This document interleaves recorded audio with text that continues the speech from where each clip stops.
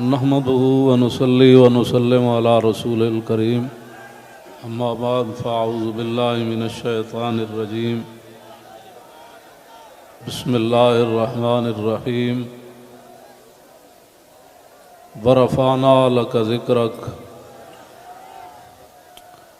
صدق الله العظيم وصدق رسوله النبي الكريم الأمين الصلاة والسلام عليك يا سيدي يا رسول الله وعلى آلك وأصحابك يا خاتم النبيين۔ تحریک لبیک یا رسول اللہ، تحریک لبیک پاکستان کے تمام ذمہ داران، تمام عشاقان مصطفیٰ علیہ تحیت و ثنا، آپ حضرات نے جس انداز میں نبی علیہ الصلوۃ والسلام کی عزت آبرو پر پہرا دینے کے لیے 15 نومبر کو لیاقت باغ سے ہوتے ہوئے فیض آباد پہنچے ہیں، حضرت ابو ایوب انصاری نے پوری رات پہرا دیا تو میرے آقا نے فرمایا اللہم احفظ ابا ایوب کما بات یحفظنی، یا اللہ ابو ایوب انصاری نے جیسے پوری رات میرا پہرا دیا، یا اللہ ہمیشہ ان کی تو حفاظت فرما۔ اور جو تم ہمارے تحریک لبیک یا رسول اللہ کے ساتھ کر رہے ہو یہ آپ کے لیے مناسب نہیں ہے۔ میں بڑا محتاط لفظ بول رہا ہوں، سدا بادشاہی میرے رب کی ہے، وفا موختی ازما بکار دیگراں کر دی۔ وفا تم نے اسلام سے سیکھی، مراد یہ ہے کہ اسلام آباد یہ مسلمانوں کی جو ہے وہ جگہ ہے اور اس کے لیے لاکھوں مسلمانوں نے قربانیاں دی۔ وفا موختی ازما بکار دیگراں کر دی، اور ربودی از گوہر ماں نثارے دیگراں کر دی۔ ہیرے جواہرات تم یہاں سے لوٹتے ہو اور وہ نچھاور غیروں پر کرتے ہو۔ سدا بادشاہی میرے رب کی ہے، اس حد تک آگے نہ جاؤ کہ پھر تمہیں بھاگنے کے لیے اللہ کے غضب سے جگہ بھی نہ ملے۔ مٹے نامیوں کے نشان کیسے کیسے، اور زمین کھا گئی آسماں کیسے کیسے۔ آپ کو جو بھی حضور نے فرمایا مومن بزدل تو ہو سکتا ہے، جھوٹا نہیں ہو سکتا۔ جو تمہیں غلط رپورٹیں دیتے ہیں ایجنسیوں والے، ایک دن عدالت لگنی ہے جہاں ایک بلی کو باندھنے والی عورت جہنم میں چلی گئی، حضور نے فرمایا میں نے دیکھا اس کا چہرہ نوچ رہی تھی۔ تو تم ان حضور کے غلاموں پر جیسے شیلنگ کرتے ہو اور جس بے دردی کے ساتھ تم ان کو گرفتار کرتے ہو، پھر لبیک کے نعرے کے اوپر تم مارتے ہو ان کو، تو جس دن آپ عدالت بیسی تل تل لکھیا بھرنے۔ اور عدالت اب یہاں بھی لگنے والی ہے، سدا یہ نہیں رہنا، سدا نہیں رہنا۔ یہ تمہیں تمہاری ایجنسیوں نے خبر دی کہ ہم جی فرانسیسی امبیسی کے اوپر حملہ کرنے جا رہے ہیں، ہمارے تو تصور میں بھی یہ بات نہیں تھی۔ کیوں جھوٹ بولتے ہو؟ فنجعل لعنۃ اللہ علی الکاذبین، کیوں جھوٹ بولتے ہو؟ یہ چمکتے ہوئے چہرے، یہ سارے یہ سادات حافظ قاری، آپ ان سے اگر پوچھ لیں جی آپ کا کیا مطلب ہے، کیوں جا رہے ہیں، ہم آپ کو بتا دیتے کیوں جا رہے ہیں۔ میں نے ادھر بھی وہی تقریر کی، کراچی میں بھی وہی کی۔ چڑھتی ہے جب فقر کی سان پہ تیغ خودی، تو پھر ایک سپاہی کی ضرب کرتی ہے کار سپاہ۔ جن کے تم کہنے پر مسجدوں میں جوتوں سمیت داخل ہوتے ہو، اور جن کے کہنے پر تم حفاظ اور قراء اور علماء اور سادات کو اور غلامان رسول پر ظلم و ستم ڈالتے ہو، تو آپ کو پتہ ہے حضور نے کیا فرمایا، من آذا مسلما فقد آذانی۔ حضور نے فرمایا جس نے کسی مسلمان کو دکھ دیا اس نے تو مجھے دکھ دیا، اور پھر رسول اللہ کے نعرے پر تم لوگوں کو مارتے ہو۔ یہ میں بالکل کھلی بات کر رہا ہوں آپ سے، جو یہاں مخبر بیٹھے ہیں نا، جھوٹ ہی ہے. الصدق ینجی والکذب یہلک. 72 سال تم نے جھوٹ بولا نا، تو آج پوری دنیا میں پاکستان کو تم نے تباہ کر دیا. نہ کوئی کرنسی کی وقت رہی، نہ ہمارے پاسپورٹ کی وقت رہی، نہ ہماری اشیاء کی وقت رہی. کہتے یہ پاکستانی بنی ہوئی ہے، چھوڑو چھوڑو چھوڑو، یہ پاکستانی پاسپورٹ ہے، ان کو لائن میں لگا دو. گراؤ، جلاؤ، بندے مارنا اور دکانیں لوٹنا، ہمارے کروڑوں میں حصے میں بھی کسی کارکن کے دل میں بھی نہیں آئی یہ بات. کل جو ظلم تم نے کیا، یہ بھوکے پیاسے بیٹھے رہے اور رات 4 بجے سے لے کر صبح 9 بجے تک. ایک دن تو عدالت لگنی ہے نا.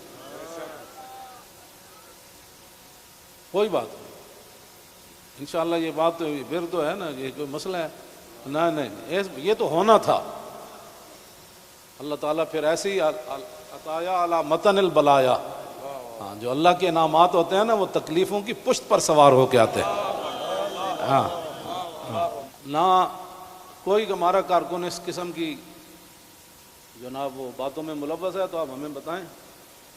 میں بھی موجود ہوں، شاہ جی موجود ہیں، اے موجود ہیں، نتیش شاہ جی موجود ہیں، ہمارے سرپرست عالم موجود ہیں، ہمارے شاہ جی آگے بیٹھے ہیں، سید ظہیر الحسن شاہ صاحب موجود ہیں. آپ کو کیا مسائل ہے ہم سے؟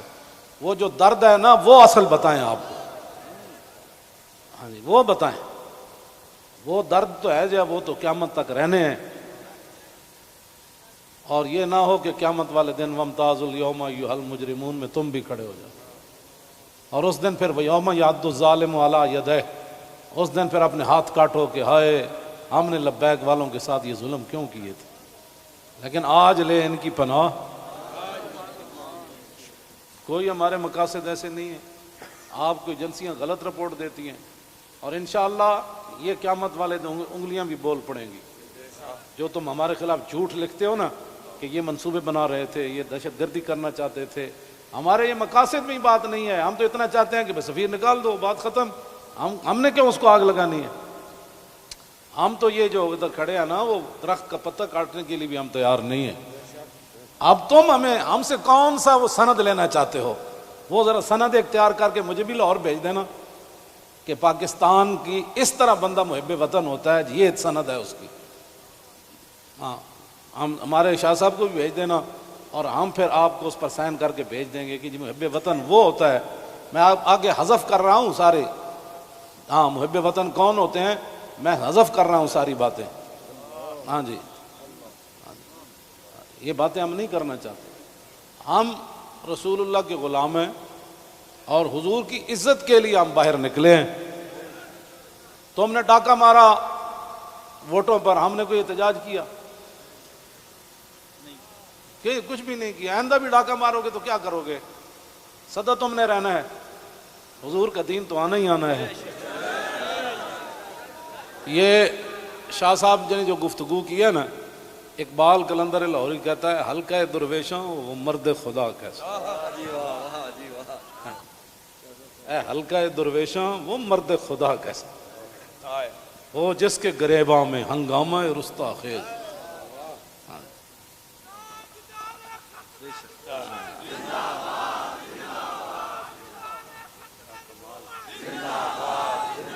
وہ حلقہ درویشاں وہ مرد خدا کیسا.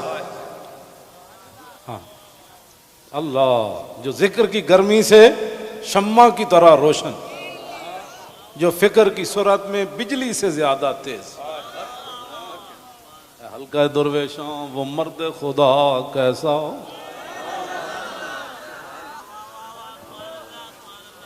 وہ حلقہ درویشاں وہ مرد خدا کیسا. حلقہ درویشاں وہ مرد خدا کیسا. غیرت ہے بڑی چیز جہانے تگوداؤ میں. یہ سارے یہ تو آپ، کل میں نے جب آپ کا منظر دیکھا نا تو میں نے کہا صدیاں گزر گئیں. آپ نے جو وہاں کل منظر بنایا نا، یہ بنانے سے نہیں بنا، بات کہیں اور سے آ گئی. تاجدار ختم نبوت. اور اللہ تعالیٰ پاکستان کو سلامت رکھے. اللہ نہ کرے کوئی وقت آیا تو یہ سب سے پہلے یہی ہوں گے لوگ.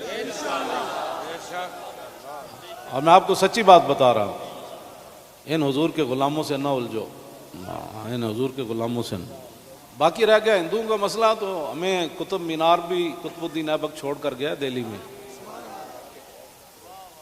دہلی دی جامع مسجد بھی ساڑی ہے، آگرہ دا تاج محل بھی ساڑا ہے، بابری مسجد کا ساتھ جو تم نے کیا اس کا بدلہ تو ہم نے لینا ہے۔ ہاں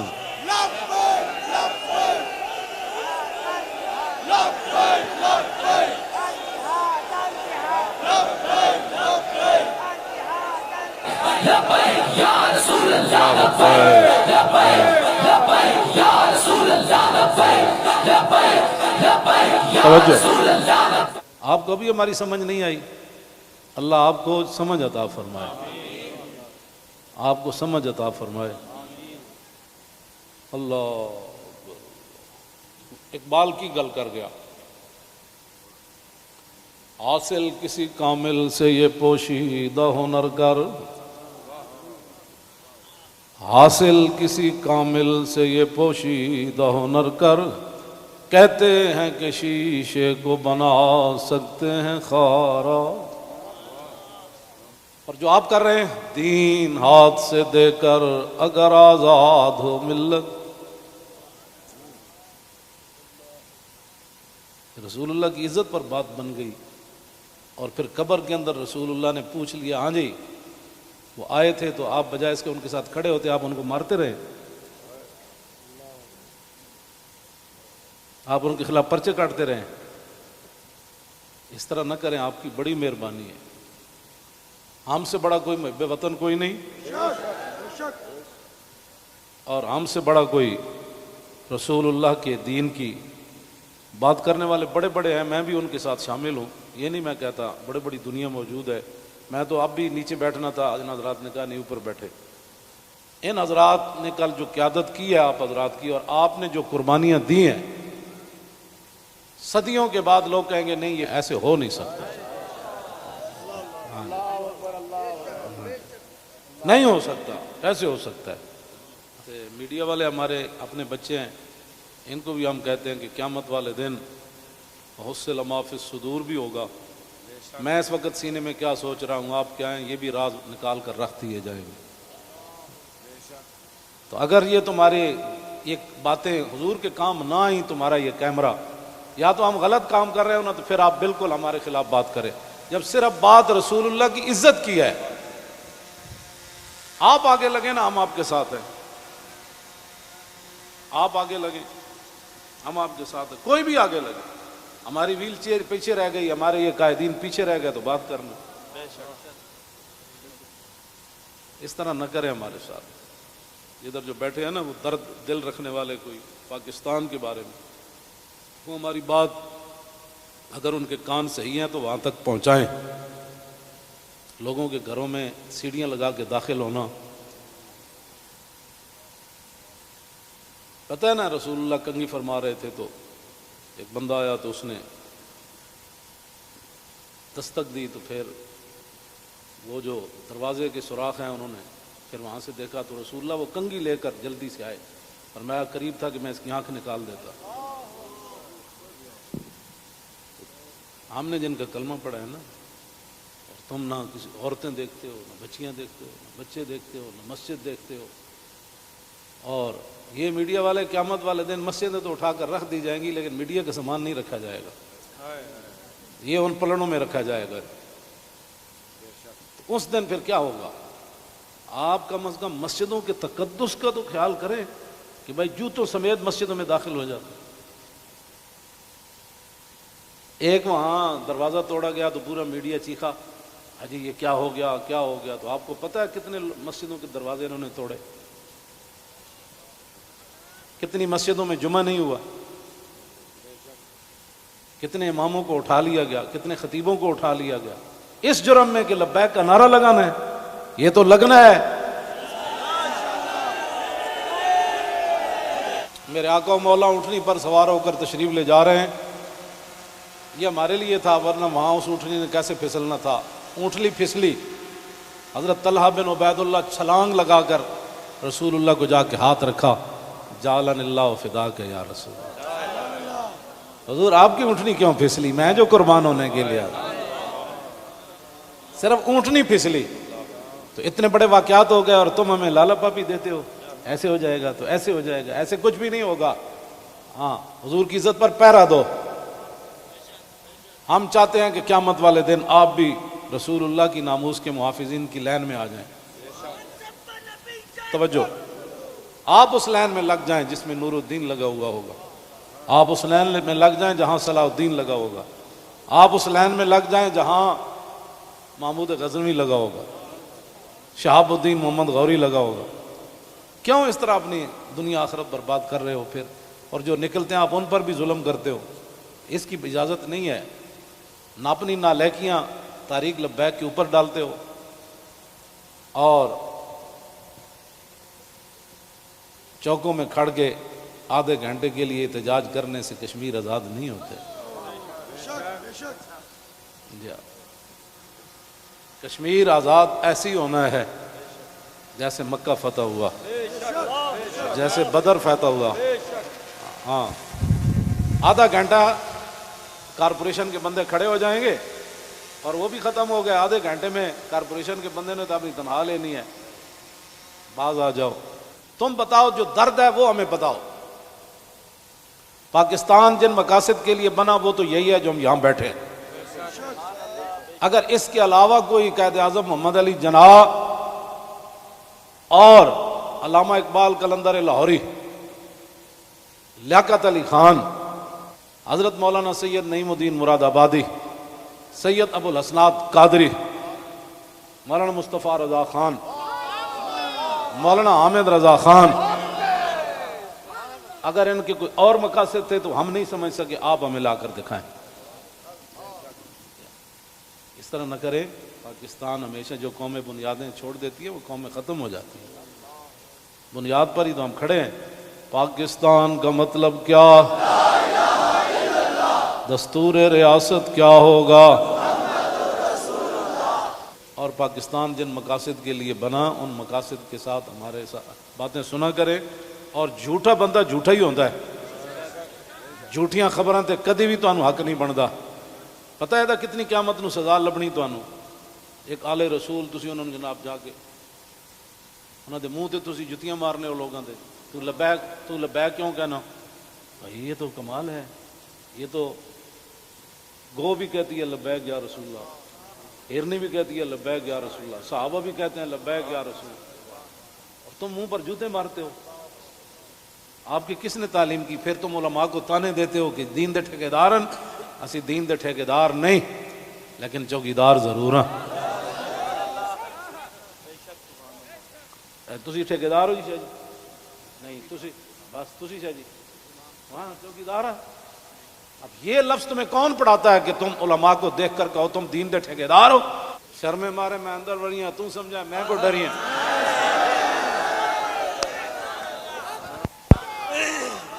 یہ کیڑی بات؟ یہ کیا بات مال ہے؟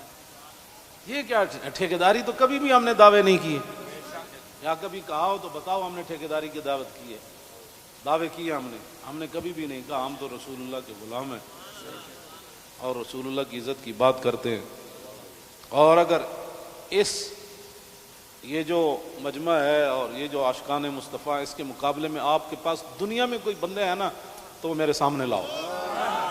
رسول اللہ لبیک لبیک لبیک یا رسول اللہ لبیک لبیک لبیک یا رسول اللہ لبیک لبیک لبیک یا رسول اللہ لبیک لبیک لبیک یا رسول اللہ۔ عن الحسن بن علی رضی اللہ تعالی عنہما قال سألت خالي عند ابن أبي علا وكان وصافا عن حلية رسول الله صلى الله تعالى عليه وسلم أنا أشتهي أن يصف لي منها شيئا أتعلق به فقال كان رسول الله صلى الله تعالى عليه وسلم فخما مفخما يتلالى وجه تلال القمر ليلة البدر أطول من المربوع وأكثر من المشذب عظيم العامد رجل الشعر ان فرقت عقیقت فرقها وإلا فلا يجاوز شعره شحمة أذنيه إذ هو بفره وأظهر اللون واسع الجبين أزج الحواجب سوابغ من غير قرن بينهما عرق يدر والغضب أقنى العرنين له نور يحسبه من لم يتأمل وشم كس اللحية سهل الخدين دلي الفم مفلج الأسنان دقيق المسربة كأن عنق أجيد دمية في صفاء الفضة معتدل الخلق بادن متماسك سواء البطن والصدر عريض الصدر بعيد ما بين منكبين ضخم الكراديس أنور المتجرد موصول ما بين اللبة والسرة بشعر يجري كالخط عاري الثديين والبطن مما سوى ذلك أشعر الذراعين والمنكبين وعالي الصدر طويل الزندين رحب الراحة شسن الكفين والقدمين سائل الأطراف أو قال شائل الأطراف خمسان الأخمسين مسيح القدمين ينبو عنهما الماء إذا زال زال قلعا يخطو تكيفا ويمشي هونا ذري المشية إذا مشى كأنما ينحط من سبب وإذا التفت جميعا خافض الطرف نظره إلى الأرض أكثر من نظره إلى السماء جل نظر الملاحظة يسوق أصحابه يبدأ من لقي الصلاة.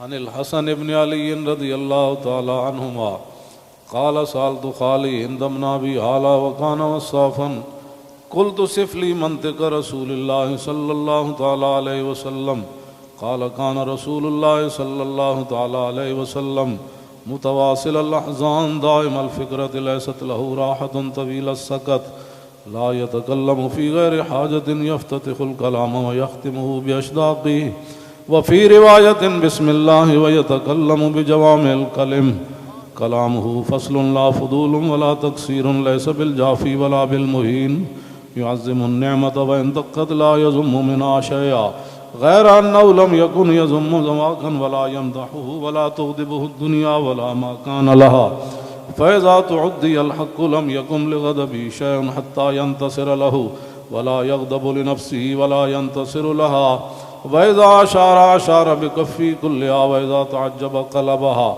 وإذا تحدث اتصل بها وضرب براحته اليمنى بطن إبهامه اليسرى وإذا غضب أعرض وأشاح وإذا فرح غض طرفه جل ضحك التبسم يفتر عن مثل حب الغمام.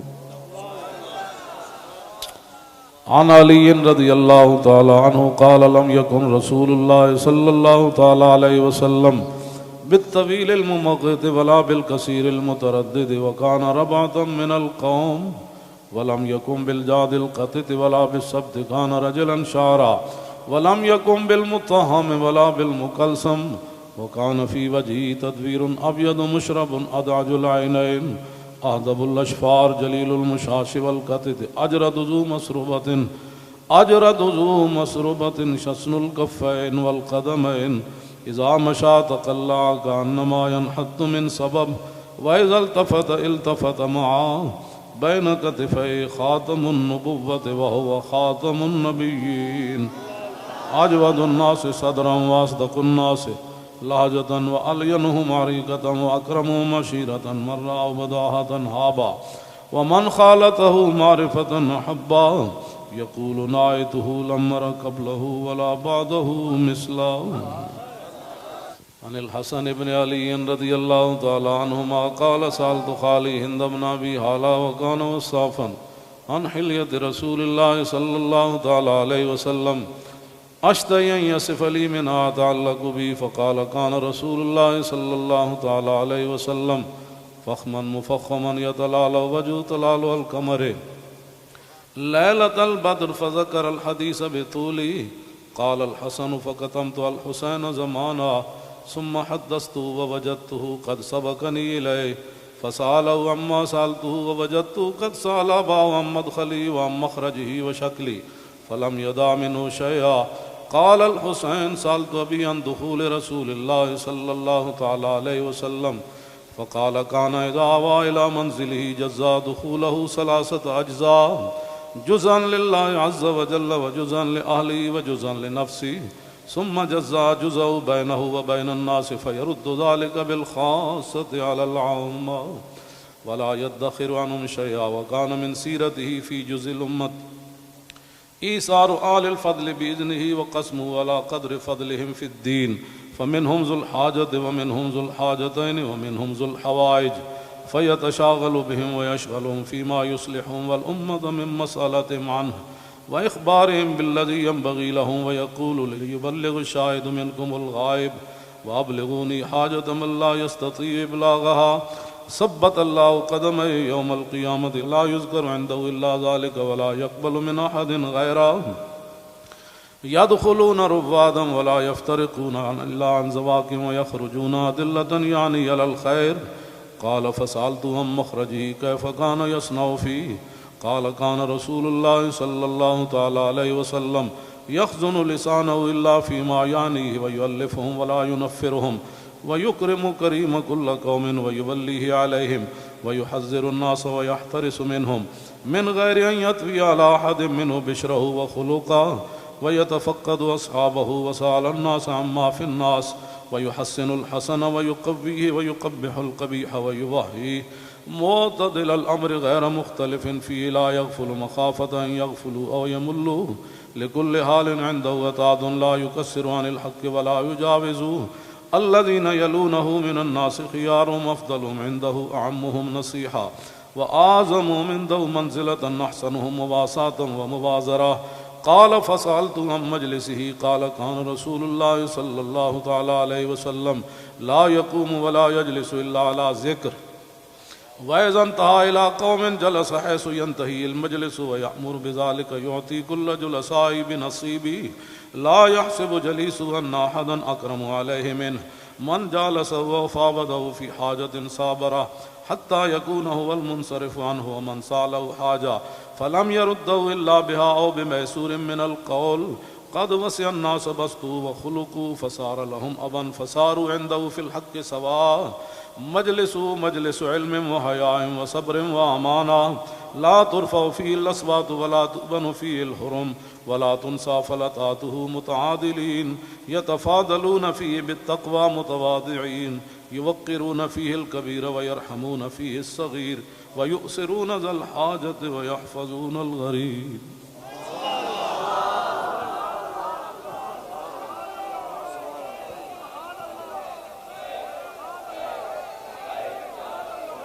لبيك لبيك لبيك يا رسول الله لبيك لبيك لبيك يا رسول الله لبيك لبيك لبيك يا رسول الله لبيك لبيك